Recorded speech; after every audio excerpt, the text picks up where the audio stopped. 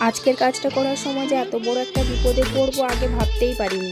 ওই যে কথায় রয়েছে না, বেশি এক্সাইটমেন্ট নিয়ে কখনোই কাজ করতে নেই। যেহেতু আজকে একটু ফাঁকা ছিলাম, তো অর্ডারটা পাওয়ার সঙ্গে সঙ্গে কিছুটা কাজ এগিয়ে রাখার জন্য শুরু করে দিয়েছিলাম কাজটা। যেহেতু আমি ফাঁকা টাইমে আগে থেকেই বেস কোটটা করে রাখি, তো এখানে ডিরেক্টলি আমি রেড কালারটা ইউজ করলাম। আর সবার প্রথমে ব্রাশটা একটু জলে ভিজিয়ে নিয়ে সেখান থেকে এক্সট্রা ওয়াটারটা মুছে আমি রেড কালারটা অ্যাপ্লাই করেছি। তারপরে আমার কাছে ক্লায়েন্টের কল আসে আবার।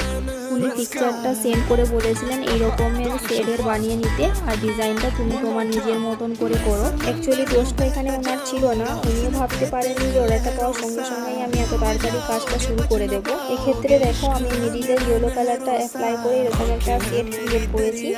তো যেটা পুরোপুরি শুকনো হয়ে যাওয়ার পরে আমি আবার মিডিল পোর্শনে লেমন ইয়েলো কালারটা অ্যাপ্লাই করেছি এবং ধীরে ধীরে সাইড বরাবর আমি রেড কালারের সাথে ব্লেন্ড করেছি। পুরোপুরি সাইডে আমি আবার রেড কালার একটা কোড অ্যাপ্লাই করে একটু ডার্ক করে দিয়েছি। এইভাবে মোটামুটি কাজটা কমপ্লিট করেছি।